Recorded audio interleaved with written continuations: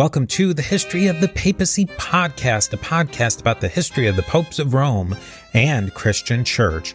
Prepare yourself to step behind the ropes and leave the official tour of the story of the popes and Christianity. I'm your host, Steve Guerra, and I thank you for joining me on this journey. You can find show notes, how to contact me, sign up for our mailing list, and how to support the History of the Papacy by going to our website, a2zhistorypage.com. Two great ways to support the History of the Papacy are leaving your ratings and reviews on Apple Podcasts or your podcatcher of choice. And another really great way to support the History of the Papacy is by going and joining us on Patreon at patreon.com/History of the Papacy.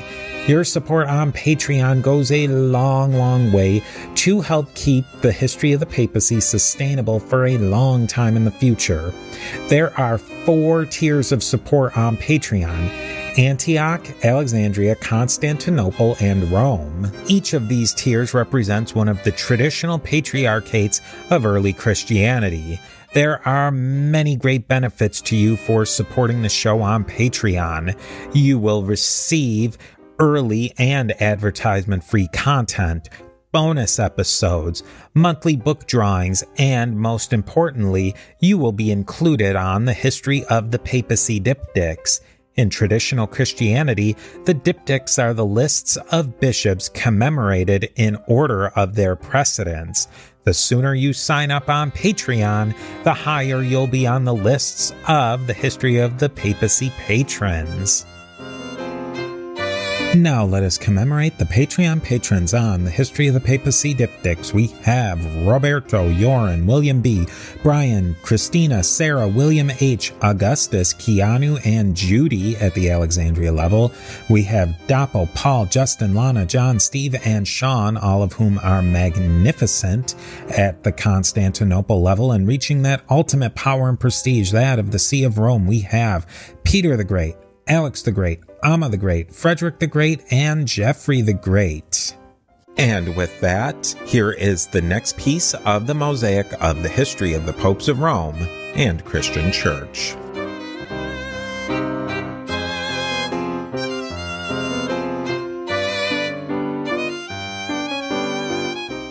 Thank you for joining me again on another episode of the History of the Papacy podcast, where we are going to continue to dig into this tumultuous 19th century and to help us get maybe a little closer to ending this series on the papacy in the 19th century.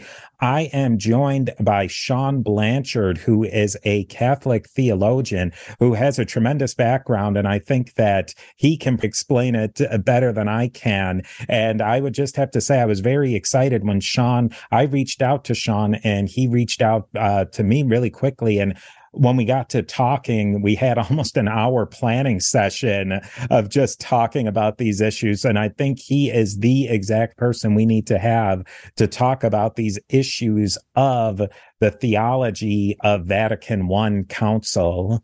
Great. Thanks so much, Steve. It's really such a pleasure to be on with you. So I'm a North Carolina native. Half my family's Catholic, half my family's Protestant. I went to the University of North Carolina, studied religious studies, and while I was there, I got very interested in the Second Vatican Council. And as I'm sure you know, and many of your listeners, the Second Vatican Council in the 1960s, sort of one of its goals was to kind of balance the ecclesiology of the First Vatican Council. So I became aware of these ecclesiological disputes.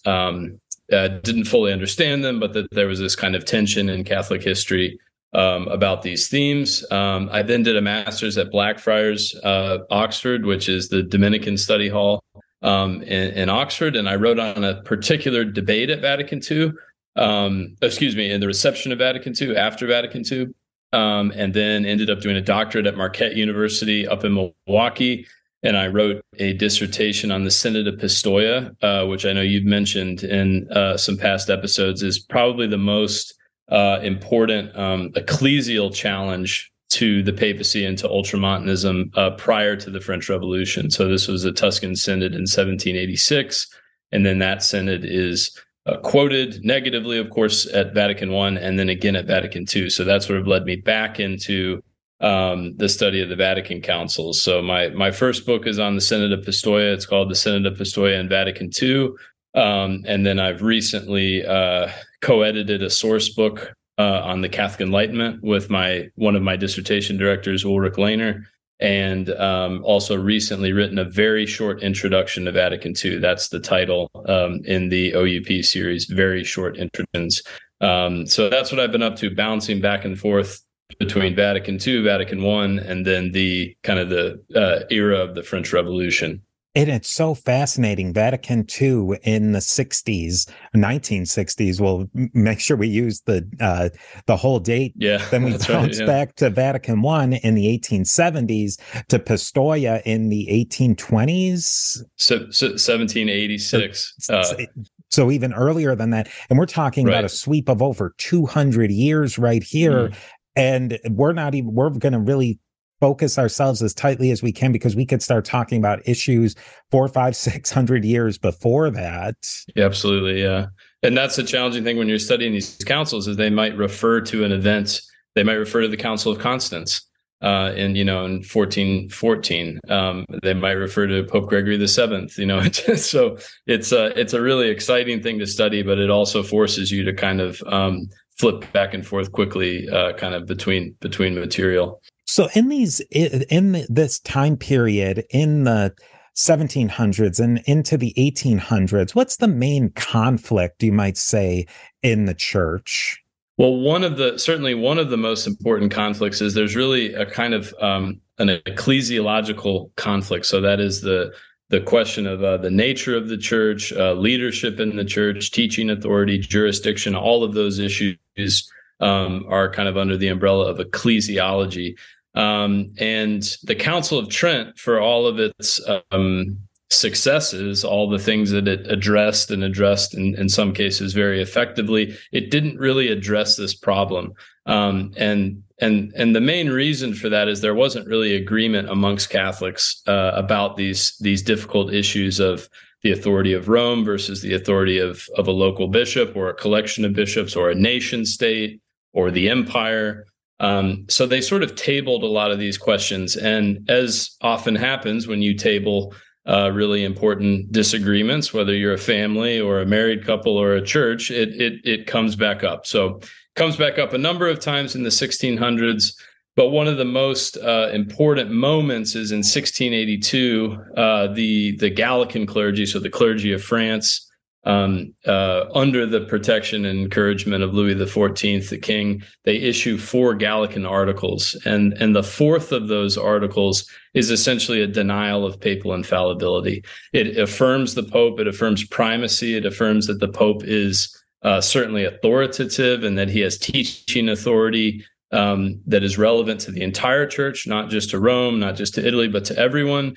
However, it says that papal teaching is not irreformable without the consent of the church. And what those Gallican bishops were thinking of is primarily, they're thinking of bishops. They're thinking of bishops receiving the Pope's teaching and comparing that teaching with their own understanding of the deposit of faith and the traditions of their church. And when there's harmony, which they would say these bishops were really not radical, they weren't anti-papal, they would say this happens almost always, but there are situations where popes overreach their authority. For example, Boniface VIII in the bull Unum Sanctum, and then we have a right to resist and to not receive a teaching in which the Pope is essentially exceeding his brief. So this Gallican position is, by the standards of the day, not a terribly radical position. It's not really an anti-papal position, but it does clash strongly with what we now call, and actually what they use the term ultramontane already. They were using this term in the 16 and 1700s. It wasn't a movement like it becomes in the 1800s, but it was a position over the mountains, papal supremacy. So these were sort of the competing visions. On one hand, you have a kind of papalist ultramontane position.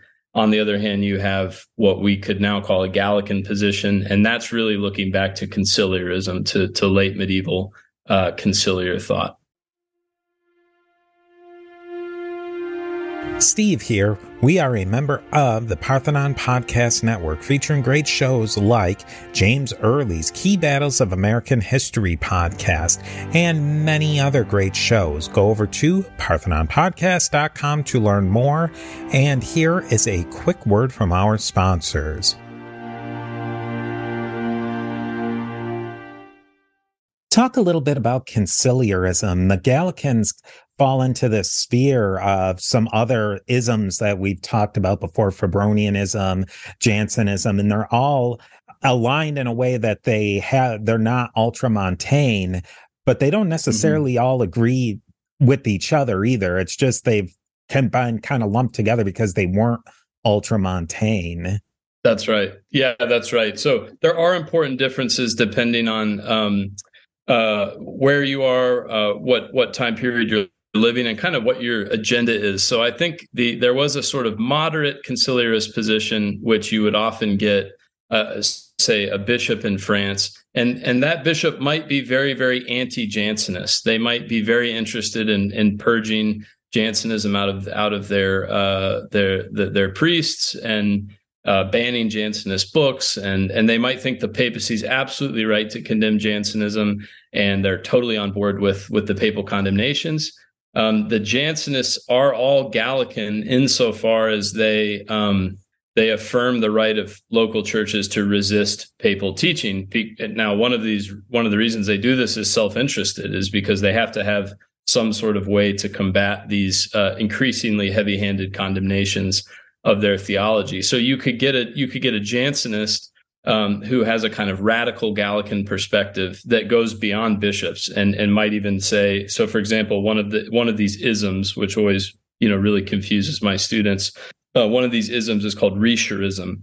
It's named after a professor from the University of Paris named Edmond Richer, and it's essentially extending the right of the bishop to receive to the parish priest, at least in its radical form. So the parish priest receives his authority from Christ and has a right to essentially protect his parishioners from false teaching or from abusive episcopal or papal practices or whatever it might be. So you could get someone in France, you could get two people who are quote unquote Gallicans in France who have very, very different perspectives.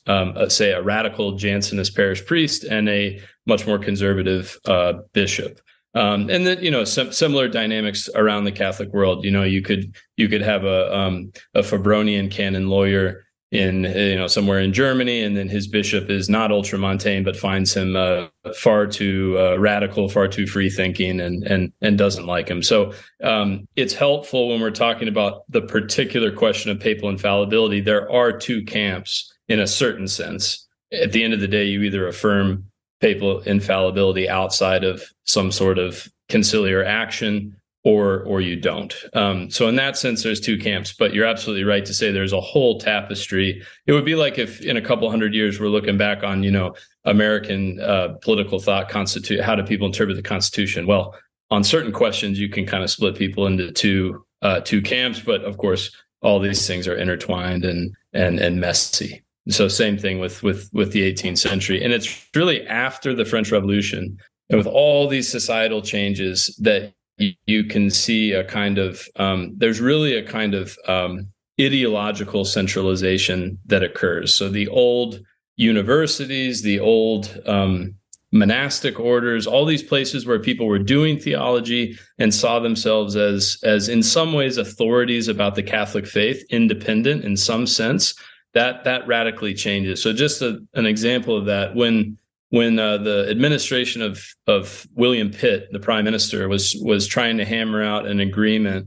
for a greater toleration of Catholics in England, this is in 1789, 1790, he asks the English Catholics to write to 6 universities, Catholic universities on the European continent, and ask them 3 questions related to papal authority. And if they answer in the way that pleases the English government, then it's more likely that they'll grant toleration. So does the Pope have the right to depose the king? This sort of these old questions. And that's unthinkable that a British prime minister would do that in the lead up to Vatican I, because it doesn't really matter what those theologians at those universities say. What matters is, what does the Pope say? You might write to the Curia, you might write to the Pope, that's ultimately the buck stops with him, and everybody knows it. Whereas in the 18th century, it's a much more diffuse situation. So you could say the Catholic position is X, and we're appealing to the faculty of the Sorbonne. And the Pope might not agree with that, and you could still argue it's a Catholic position. That is the triumph of Ultramontanism is that kind of statement becomes meaningless by the First Vatican Council. Then we also need to just quickly tease out, and I've talked about this before, but you really have to separate traditionalists and conservatives and liberals as far as within church politics and the secular politics, because the Pope was also a secular leader that was very, we might even use the word reactionary within his secular power, but not necessarily religiously. And that just went back and forth to all these different nationalist bishops as well. Yeah, I think that's absolutely right. So you could have an American bishop, for example, who's very close to the immigrant communities and really is sticking up for the working class against, say exploitative capitalist practices or something like that, who's firmly ultramontane. So one of the examples of this, if we hop over to England, Cardinal Newman, John Henry Newman, his perspective definitely looks more sort of quote unquote liberal from the perspective of contemporary Catholic theology. He's far less ultramontane. He's more interested in consensus. He's more interested in conscience, these kinds of things that would certainly be more buzzwords of maybe liberal or progressive Catholicism today. However, politically, he was very paternalistic and certainly leaned conservative. On the other hand, Cardinal Manning, who was the Archbishop of Westminster, was very, very theologically conservative. His view of papal authority was bordering on absolutist, but he was very close to the working classes. He was trying to work out a sort of kind of a social justice system with wage and with workers' rights and this kind of thing. So it's all from our perspective today. And I know we'll talk more about this later. The sort of ideological battle lines are sort of constantly shifting. It's more like maybe an XY axis on some of this than just two camps. That being said, there was a connection after the defeat of Napoleon and this kind of conservative restoration in Europe. There was a connection with, at the very least, nostalgia for the old ways, for the Ancien Regime, and a very, very strong papacy. So there was a sense that centralized authority was good for society, or else we will get chaos and violence and things like that. So the Gallican bishops, even if they were out of touch aristocrats, and some of them they were often attacked from the perspective of this is ultimately going to roll downhill. When bishops contradict popes, then priests contradict bishops, then parishioners contradict their priests, and then all of a sudden people are getting guillotines. So you do have that political connection drawn, but it's not. It can't be applied to every context by any stretch. An Irish Republican who's trying to overthrow the British monarchy might be fanatically ultramontane and not see any contradiction with that whatsoever. And then just to sort of recapitulate as we move towards the council in these positions, if you were standing in the early part of the 19th century or the late part of the 18th century, it would probably be a shock to say that ultramontanism would be the ultimate winner within 70, 80, 100 years. Absolutely. So you have a series of challenges to papal authority, and you've talked about some of these already. So I'll just be very brief. But in the Holy Roman Empire, you have Josephinism, where the emperor is just sort of, respectfully ignoring the Pope. I mean, the Pope makes a trip to Vienna in 1782, which is the first time he'd left Italy in a very, very long time. And the emperor just sort of says, no, I'm not going to change my course. This is the way that I'm running the church in my domains, which are vast. You have the Synod of Pistoia, which is, this network is pumping out this anti-papal literature. Then you have the Revolution. Pius VI dies in a French prison.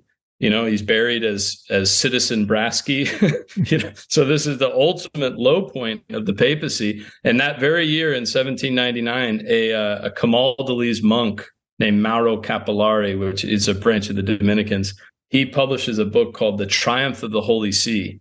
And this is the same year the Pope dies in a French jail, and this is not really taken seriously by many people. Some people are wondering whether this is the end of the papacy, at least as we know it. Caparelli ends up getting elected Pope 32 years later, Pope Gregory the 16th.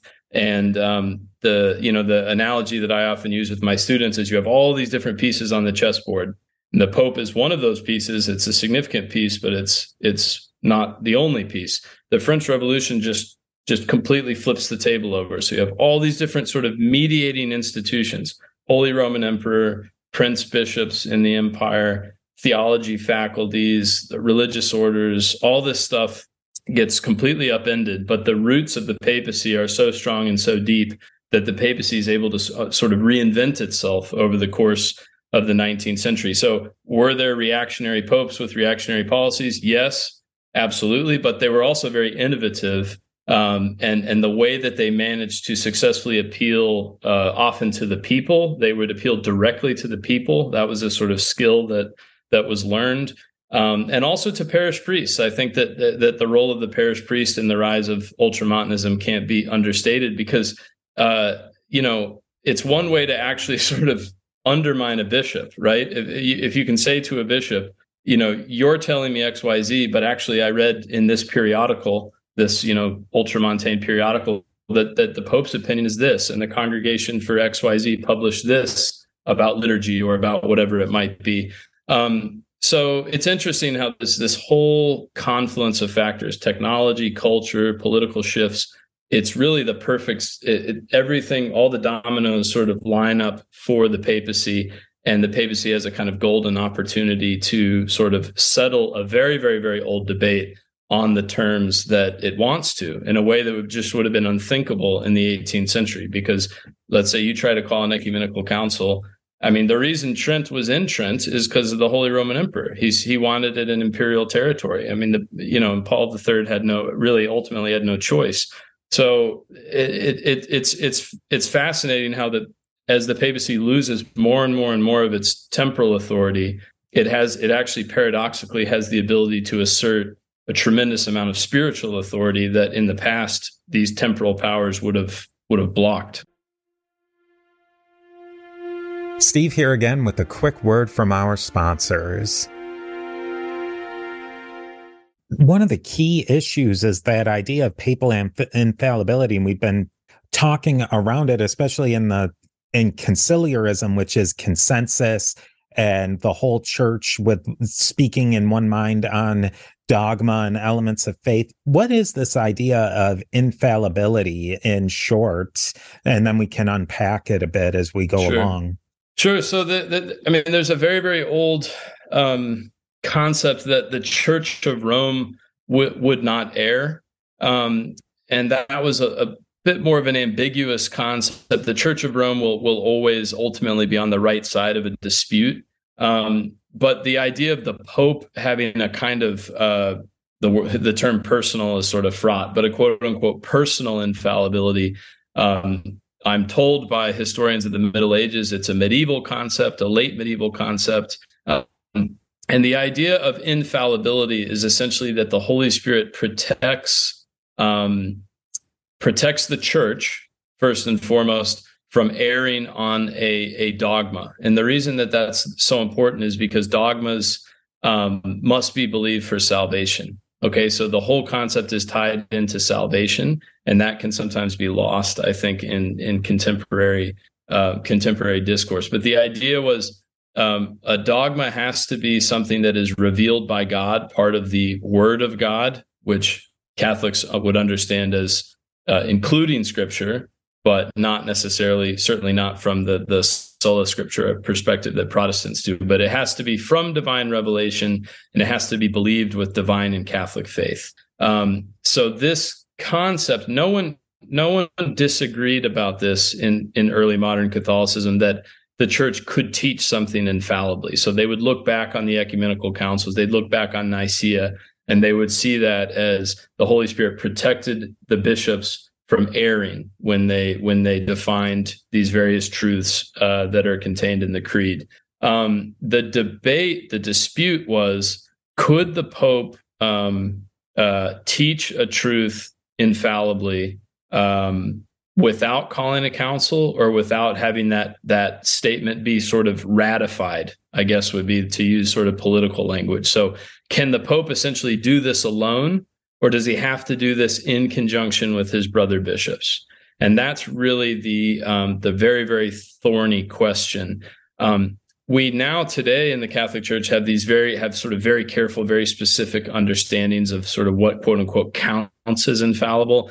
And in the early modern era, that was really not, maybe because it wasn't universally believed that the Pope could do this, that really wasn't agreed upon at all. So you had people who opposed papal infallibility because they thought it meant the Pope would just have the right to do anything he wants at any time. He'd have the right to tell, to dictate civil policy to rulers and things like that. And in their defense, they would point to popes who, in some cases, did try to do that sort of thing. So the role of the Pope as a temporal monarch and a spiritual leader made this concept of infallibility, I think, much, much more fraught than perhaps it was after the Pope lost his temporal authority. And you can see where that idea develops as the Pope in much earlier times in the 700s and even back to the Council of Chalcedon had a major say in how things went and was seen as this bulwark against heresy and wrong ideas that were popping up. But then there were also popes who did say some things that weren't quite correct. And what some people were saying is, if I'm getting this right, is that it wasn't necessarily the individual pope who was infallible. It was the papacy as an institution is infallible. Yes. Yeah. So it's, all of this is very controversial and there's so many data points that a lot of this evidence can get read. I think you can plausibly read the evidence in a Roman Catholic way. You can plausibly read it in a more Eastern Orthodox way. Let me give you an example. So with the Council of Chalcedon, Pope Leo sends his tome, and they debate this in the lead up to Vatican I. Leo sends his tome, and the bishops at Chalcedon say, Peter has spoken through Leo. Now, you can interpret that in an ultramontane sense. You can interpret it as the council receives the infallible teaching of Pope Leo and recognizes that it's infallible. Or you can interpret it in a more Gallican sense, which is that the bishops who are also judges of the faith are recognizing that the successor of Peter is correct. So they're actually judging. They're judging this is the faith of the faith of the church.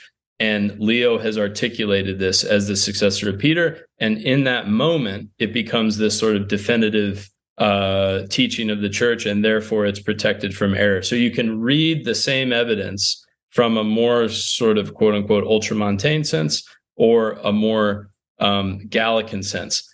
There's no question that for everyone, the Pope has a central role in the articulation of infallible teaching. For everyone, even for Jansenists, which is why it's such a crisis for Jansenists that the Pope is turning against them. If they didn't care, they would just do their own thing, and that's that. That's ultimately what Martin Luther and John Calvin did. But for all Catholics, being in line with the teaching of the Pope is of absolute utmost importance. And the Gallican bishops would always have hoped that resisting papal teaching would eventually cause a correction. So with something like unum sanctum, where is certainly what at least appears to be a claim of direct jurisdiction, that eventually gets tempered, and you get a claim of sort of, the indirect power through Bellarmine, which is really a kind of smoothing out of the more hierocratic model. So the Gallican bishops see it as more of a dialogical relationship. They don't think they're the equal of the Pope. They do think the Pope has a firstness and has authority that comes from Christ. They just think he can get it wrong, and he would need us to potentially correct him if he did. Thank you so much, Sean, for joining us today. And definitely everybody join us again as Dr. Blanchard takes us through even more in depth into this tumultuous time period of the Second Vatican Council in the next episode.